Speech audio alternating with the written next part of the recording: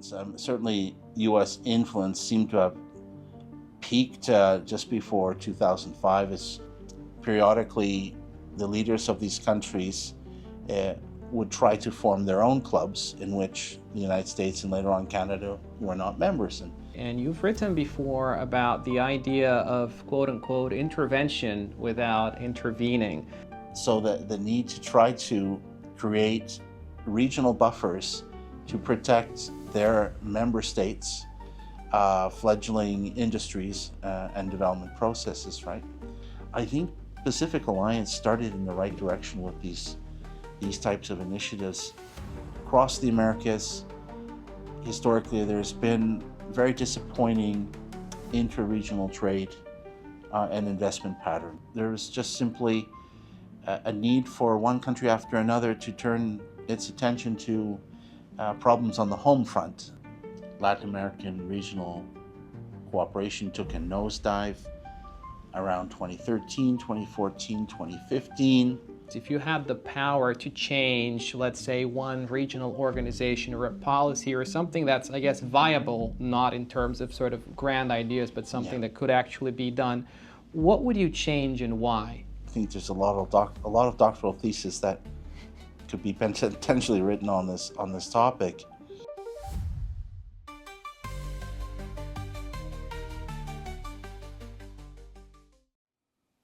Welcome to New Regional Orders, a podcast by the Center for Regional Integration.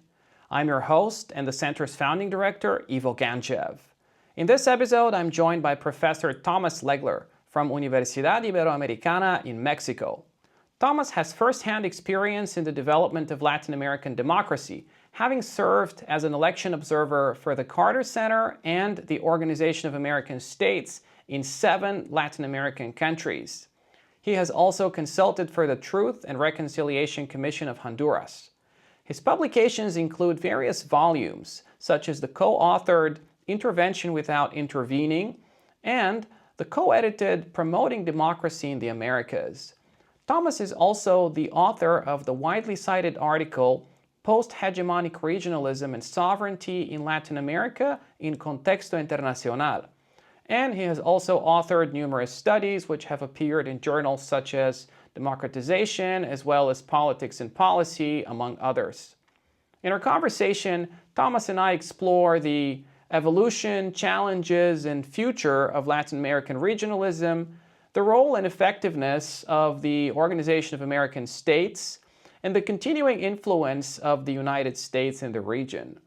We discussed the proliferation of overlapping regional organizations and the OAS's approach to democracy protection as quote-unquote intervention without intervening. We also talk about why Latin American regionalism today is marked by stagnation, fragmentation, and elite-driven initiatives.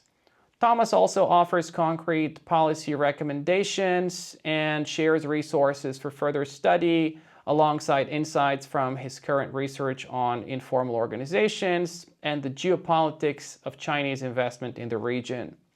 This is a rich discussion with one of the foremost experts on Latin American multilateralism, and I'm excited to share it with you.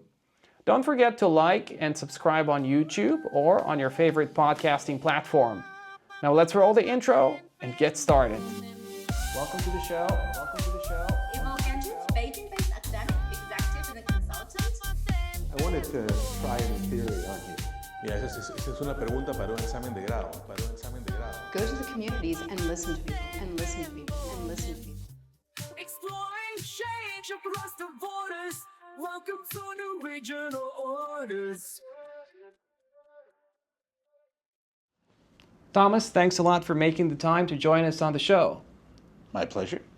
So let's talk about Latin America. You've dedicated much of your career to studying regionalism, democracy, and governance in the Americas. Now, before we dive into these big topics, one of your most well-known papers that actually a lot of my colleagues talk about when I discuss Latin America with them uses different sort of categories to talk about the perspectives of scholars on Latin American regionalism, such as Optimists, Skeptics, and then some have used the term Innovators. Can you walk us through these groups and then also explain Where do you see yourself in these groups, and how has your position evolved over time? Well, the idea arose when post-hegemonic regionalism was passing through its best moments. There was two authors in particular, two Argentines, Tusi and Rigirosi, who coined this term of post-hegemonic regionalism. And the way they described it was this very promising development that might possibly lead to a sort of a left-oriented regional polity. And so in the article I wrote, I described them as the Optimists. And there's a separate group of scholars led by Andres Malamud and Gianluca Gardini, who were quite skeptical about all of this, and in fact, actually quite pessimistic, and argued in their own analysis the very same year, 2012, that basically Latin America had been saturated or had basically had so many different experiments that they didn't see any of this really going forward in any seriously promising way for different reasons. Yeah. Now, you mentioned post-hegemonic regionalism, or post-liberal regionalism, as some refer to it. The trajectory of, I guess, this trend has sort of dissipated in a way. How relevant is this concept still to talk about Latin American regionalism, and how would you describe its current state? Are we seeing progress, stagnation, decline, or perhaps something else? Yeah, sure. Well, I can't say I was ever 100% comfortable with the concept because it presupposed the decline of U.S. hegemony from the early 2000s up to that point, around 2012, 2013. I think that underestimated still the extent of U.S. influence. Certainly, U.S. influence seemed to have peaked just before 2005. As you may recall, in 2005, a set of leaders at the Summit of Americas that year in Brazil basically told the United States we're no longer interested in the free trade area of the Americas. And yet then, what would you call today when it seems that a lot of actions by the Trump government seem to indicate a government that's done a reality check, a new government, and reached the conclusion that they can no longer sustain their global superpower status and that they have to retrench. So what do we say now? Post-hegemonic 2.0? I don't know. So perhaps the post-liberal was a more adequate descriptive term for that period of regionalism, right, which was largely led by center-left governments. You mentioned sort of the U.S. influence on Latin America and the fact that perhaps it has peaked. But then we've seen recently that the Trump administration has become much more aggressive when it comes to Mexico and other countries like Colombia as well.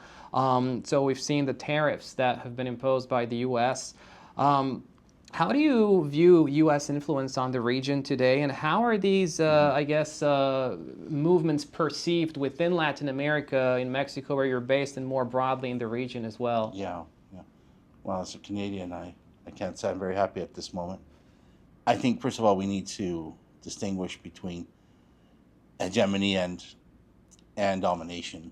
So, to me, in the Neo-Gramscian tradition, hegemonic meant that the United States enjoyed regional power or hemispheric power status, not so much on the basis of its ability to threaten other neighbors, but rather through the attractiveness of its soft power. Right. So I think that's definitely been in decline, and so therefore we can talk about hegemonic decline in that sense.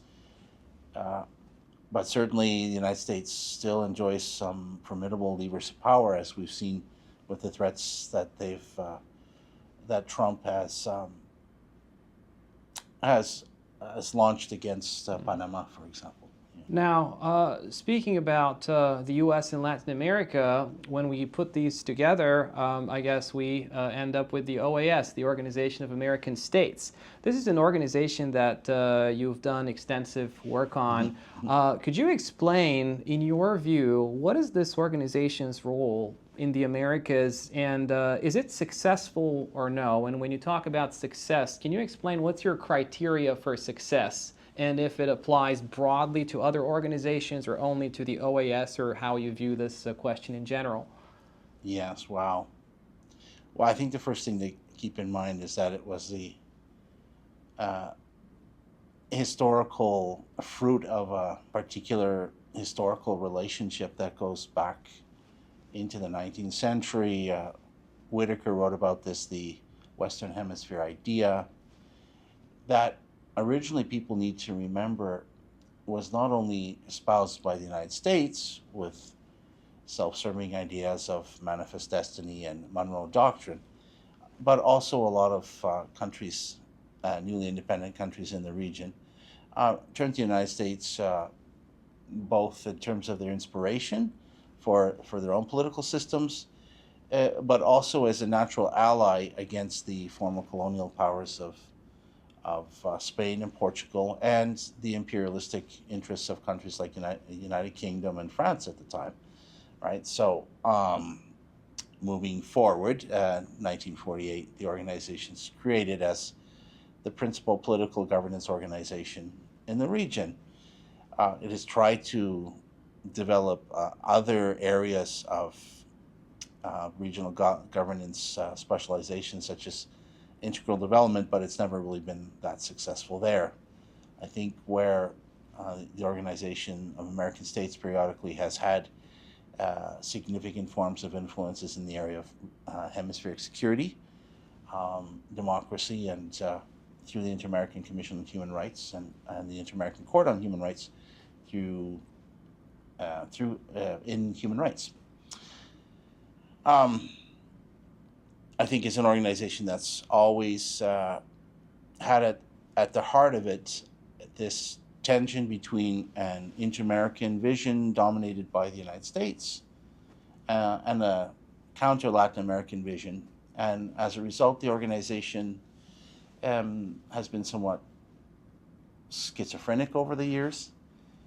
And it's also suffered a series of ups and downs. So moments of closer cooperation between the United States, later on Canada, and the Latin America and the Caribbean, and other moments of distancing.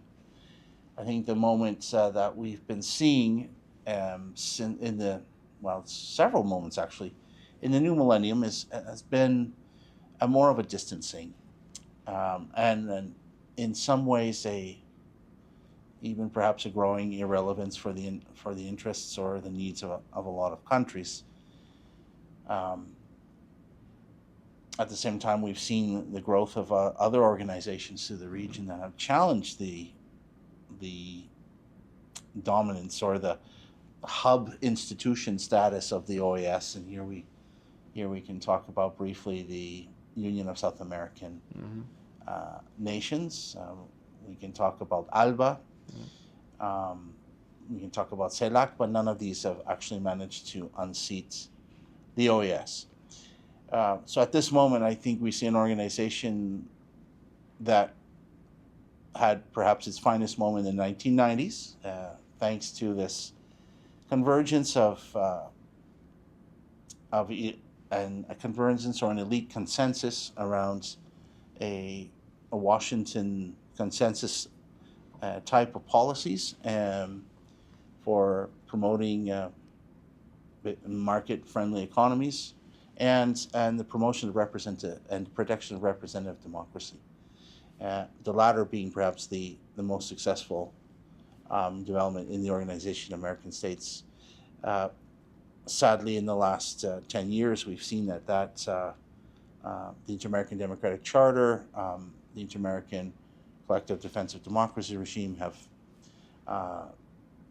have been unable to prevent the authoritarian backsliding in a number of countries, most notably Venezuela, Nicaragua, El Salvador, to name a few countries, right? Having said all this, it still remains, without a doubt, the most significant formal regional or hemispheric organization for political governance in the hemisphere. Still with significant resources, although an organization with chronic underfunding problems, and an organization, notwithstanding the ups and downs and the ongoing tensions between the United States and Latin America, continues to be the natural space for dialogue and engagement between the two. So in spite of all the problems that it may have, it still continues to have a reason for existing, precisely to provide this platform for U.S. and Latin American relations. Well, that was a very comprehensive answer on the OAS. And I'm sure that our listeners will find a lot of key takeaways here in your analysis. Now, as you were explaining a lot of these things about the OAS, you mentioned certain organizations that rose during the post-hegemonic or post-liberal phase, such as UNASUR and ALBA, but there are other organizations such as Mercosur and the Pacific Alliance and Comunidad Andina and so on. And depending on your definition, there are maybe about 12, 15 organizations or so that coexist in Latin America. This has been described as a spaghetti bowl in the literature, an alphabet soup by some scholars. From your perspective, why do these organizations coexist in Latin America, and why do they sort of continue to develop alongside each other? There's no easy answer to that, and I think there's a lot of doctoral theses that could be potentially written on this topic. I think a starting point would be this sort of contradictory nature of evolving historical relations between the United States and Latin America and the Caribbean, that, as I mentioned in my previous answer, has passed through this oscillation between closer relations and more distant relations. And the fact never lost that the United States, since the latter part of the 19th century, became the uncontested hemispheric power, meant that the organization itself was both a means for the U.S. to promote its own interests or to impose its agenda, but at the same time an arena where Latin American and Caribbean countries, being weaker, could try to engage and possibly sometimes check or slow down U.S. interests in the region. So it makes sense that periodically the leaders of these countries would try to form their own clubs in which the United States and later on Canada were not members. And we see this starting in particular around 1960 with the first round of free trade arrangements in the region that were subsequently added to in the 1970s.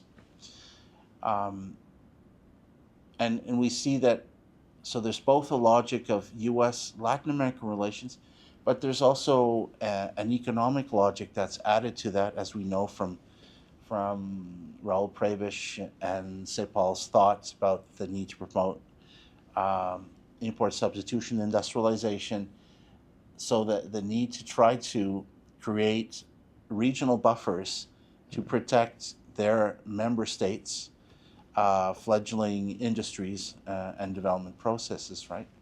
So I think that to some degree helps us to understand that. Throw into that as well, logically, the idea of subsidiarity, that's almost naturally to some degree it makes sense for key decisions to be made at the most local or regional level possible, as opposed to a more continental or hemispheric level. Now, you spoke in your answer about U.S., I guess, influence in Latin America in a way, and you've written before about the idea of quote-unquote intervention without intervening. Yeah. Could you explain what that means in practice, and what's the response in Latin America to this sort of, I guess, intervention? Sure. Well, as I mentioned a few minutes ago, during the 1990s, the Organization of American States, in the post-Cold War period, passed through an historical moment in which we saw a number of new democracies identify a priority to develop a regional shield to protect their fledgling democracies against threats from still a lot of mean, nasty fellows who are in their countries and who still aspire to promote coups and other forms of authoritarian backsliding.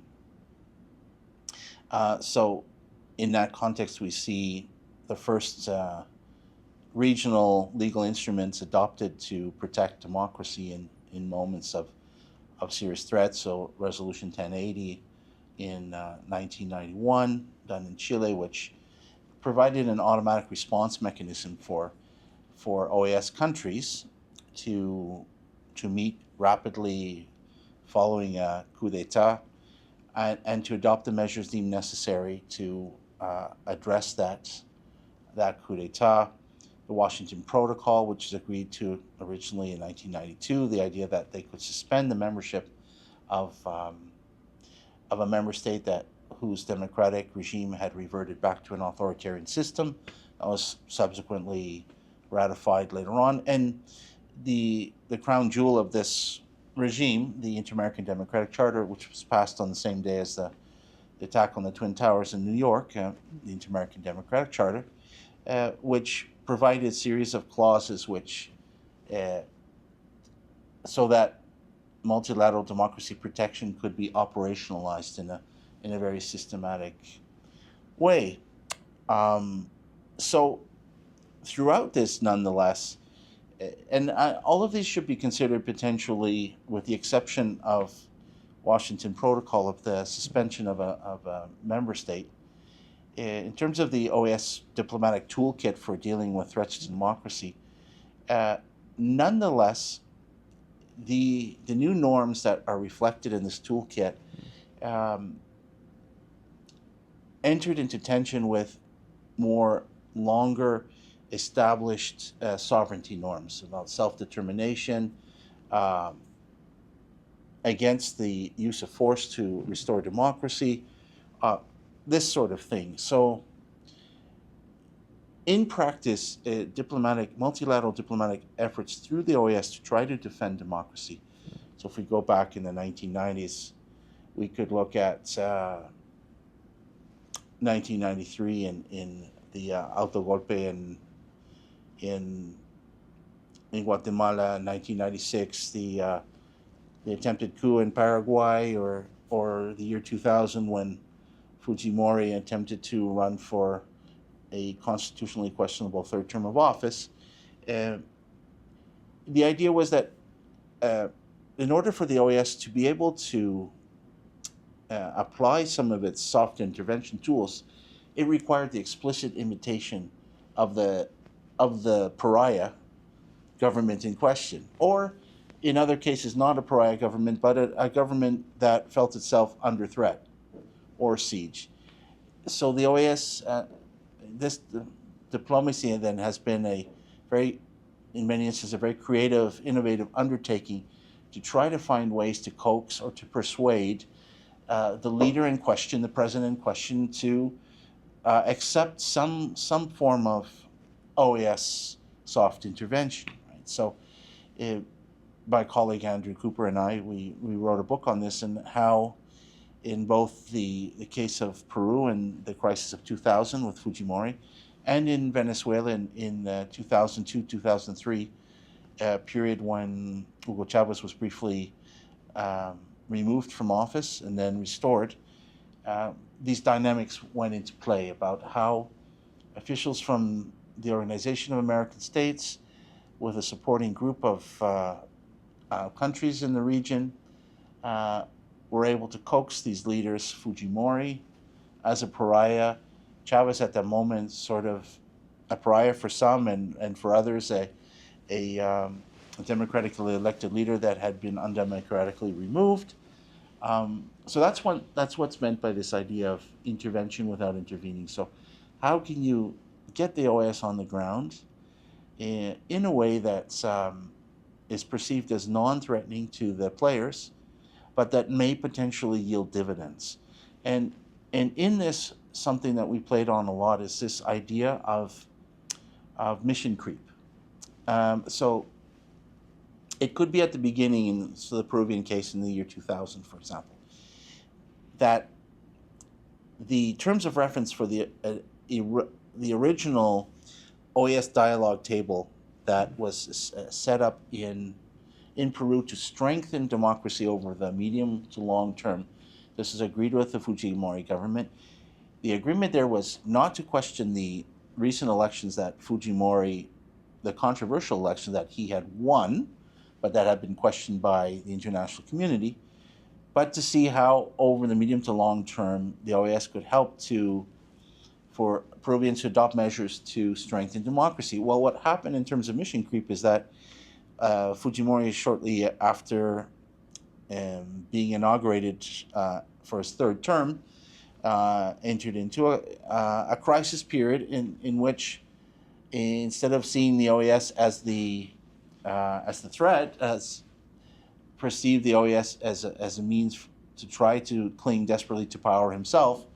And in that context, then the dialogue table became a place that had practically plenipotentiary powers, that adopted a series of measures that subsequently became constitutional reforms in Peru. So again, this is this idea of intervention without intervening.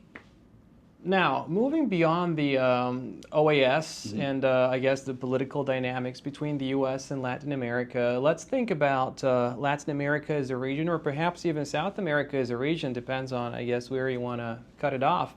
What do you believe is the future of regionalism in Latin or South America, or however you'd like to define the region? Well, yeah, there's a lot of regional and sub-regional ideas that have been floating around in competition or sometimes complementary, right? From the Western Hemisphere to the Americas, to the Inter-American system, to a series of sub-regions, to most recently in this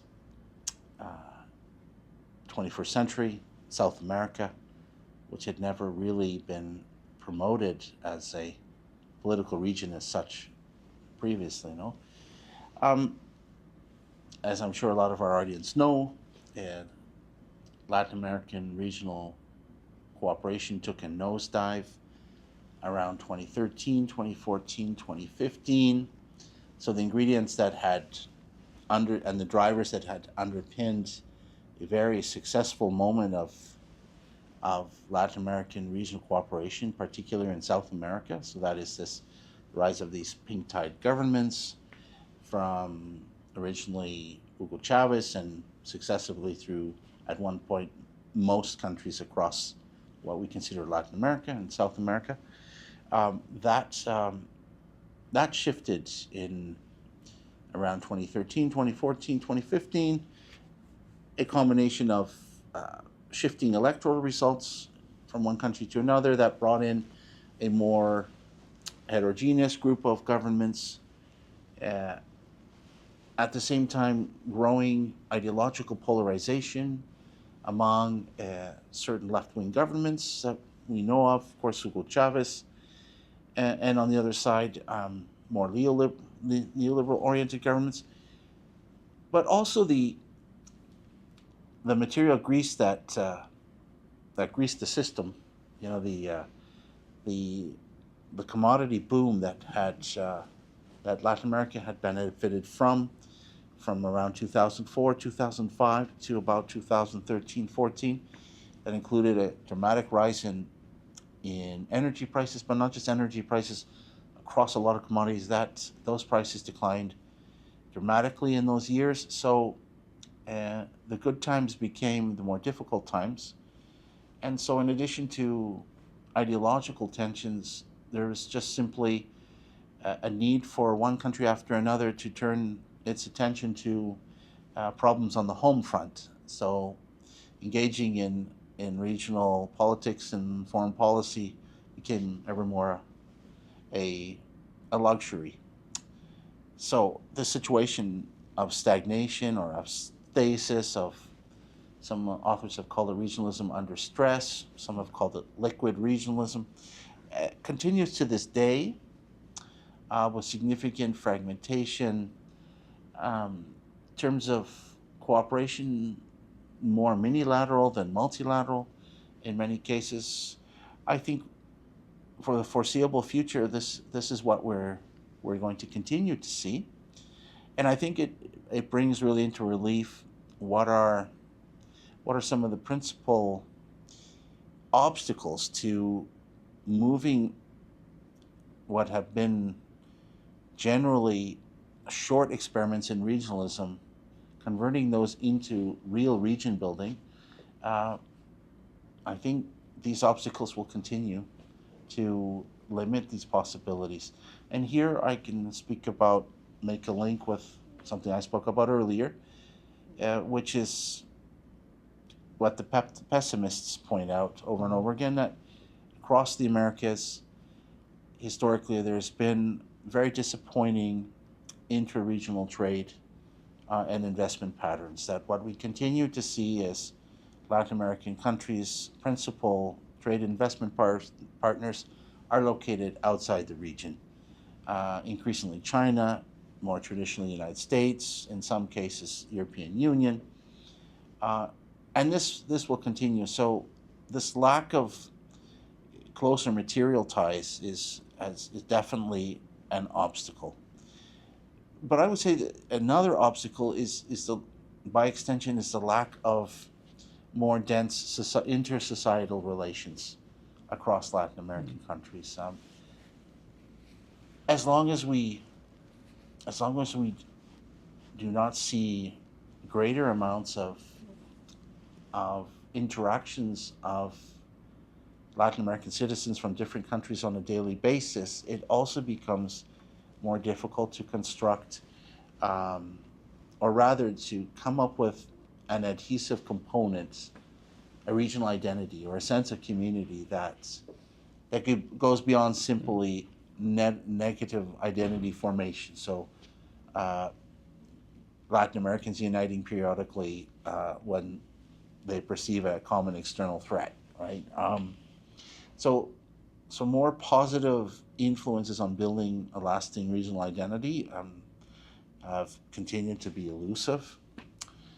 And as a result of this, so far what we have seen is that Latin American regionalisms, whether we're talking at the Latin American level, the South American level, or sub-regionally, have tended to be top-down driven experiments, and not so much bottom-up, grassroots-driven initiatives. So as long as we continue to see this type of patterns, material patterns, societal patterns, top-down regionalism promotion or region building, then it's not surprising that we still see Latin American regionalism in a moment of stagnation, right?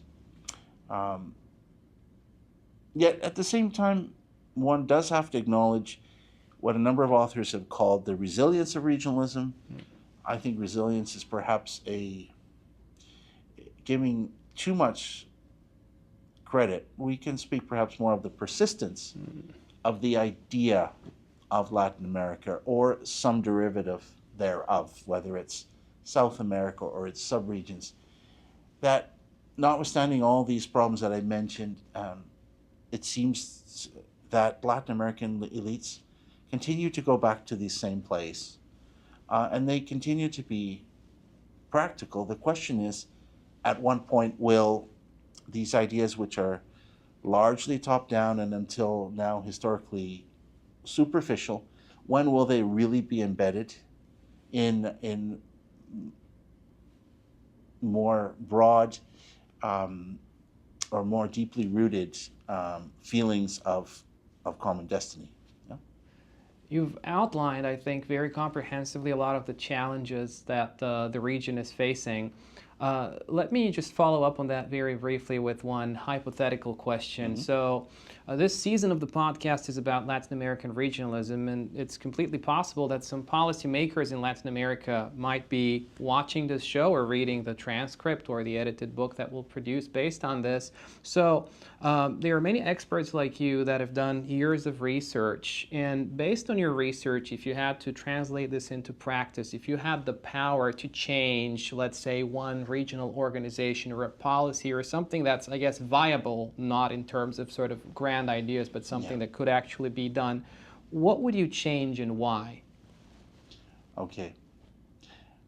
Well, first of all, I think education is an area which there needs to be far more work done. And within education, the promotion of internationalization, the opening up of more opportunities for example, young people or students or professionals and so forth, to travel and to work and to live in other parts of Latin America.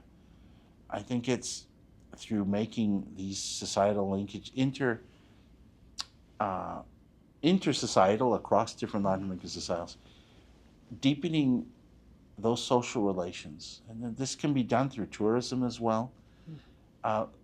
This can be done also by facilitating migration procedures or visa requirements across different countries. I think Pacific Alliance started in the right direction with these types of initiatives, but sadly, because of what has been so common in the region, this interpresidentialism, this projection of presidential authority through regional forums, invariably what we see is that the success of these policies depends on whether presidents get along with each other or not. So beyond just the policies that I would prescribe, for me a big question is how to shield these processes from the excesses and the whims and the interpersonal tensions that one finds among the leaders in these countries. Yeah, that's an excellent recommendation. Actually, it overlaps with what some Latin American guests on the podcast previously mentioned in terms of things that they benefited from in terms of the regional organization, education exchanges, schemes, and so on. So I hope that the policymakers do take this advice into account. Now, as we move closer to the end of our conversation, I ask all of the experts on this podcast to make some recommendations to our listeners. So if somebody's interested in learning about Latin American regionalism or Latin American politics, and they came and asked you, it could be a colleague or I guess a graduate student, for some recommendations, what would your recommendations be? This could be books, papers, experts that they can follow, databases, podcasts, even documentaries, anything that comes to your mind. Sure. Well, first of all, a textbook that I use in my own courses on Latin America is the text called Latin American Politics and Society by Gerardo Munk and Juan Pablo Luna. It's from Cambridge University Press, 2022. I think it's one of the most comprehensive and user-friendly texts out there right now, which gives you very, very useful historical overview of politics, society, and economy in Latin America. Now, on one thing that I like to do personally to keep myself up on a weekly basis is I follow the Latin American Risk Report it comes out every Friday. My apologies for not remembering the name of the Colombian political risk analyst who puts out this, but it's a free service. Well, there's a pay service as well, but the free service sends you every Friday in your inbox a set of recommended readings for the previous week, about what's going on in the region in terms of politics, business, economics, and so forth. It is a gem. Well, these are wonderful recommendations, and really, especially the Latin American Risk Report is something that you can, I guess, follow as time goes on as well. Now, before I let you go, some of our listeners and viewers might be interested in learning more about your work or following you online. Sure. What should they expect to see from you in the future? What are you currently working on, perhaps in terms of publications, research projects, or anything else? Yeah. I just put an edited volume out with colleagues from my university at the Universidad Iberoamericana. It's called The Politics of COVID-19 in Mexico, Governance Meets Government. So it's a critical look at different dimensions of how Mexico and global governance responded to the COVID-19 crisis in Mexican territory. And in a couple of days, I have a new article coming out in Third World Quarterly, which is called The Untold Story, Informal Intergovernmental Organizations in Latin America. So that's looking at something that's not been studied this far, which is a very important concept in international organization, which is informal intergovernmental organizations. Until now, the narrative has been largely about Western informal intergovernmental organizations, starting with the G7, the G20, and all these different groupings. So few people know that there's actually a history of informal intergovernmental organizations in Latin America that goes back to the post-independence period in the 19th century. So quite proud of that piece. And something that I'm working on right now that is completely outside of my comfort zone, but I think it's historically potentially very significant, is the Chinese-financed megaport of Chancay in Peru. And as you probably know, there are a lot of analysis, not very many academic ones, but a lot of business analysis and media analysis which are suggesting that this Chancay port could signify a sea change in a number of things, in terms of integration processes, in terms of geopolitics, in terms of development. And so with a group of colleagues from different universities across Latin America, we are looking at what is the Chancay effect, or what foreseeably could be that Chancay effect, trying to separate fact versus fiction, or rhetoric versus reality. Well, we're looking forward to these publications, and I guess they have not only regional but global implications. So I'm sure that our audience will be very interested to read them and explore them further. Tom, it's been a pleasure to have you on the show. Your insights have been tremendously useful in terms of understanding the region, the OAS, American influence in Latin American regionalism more broadly. I hope to talk to you again soon, and thanks again very much for being on the show. Pleasure. Thank you very much, Ivo.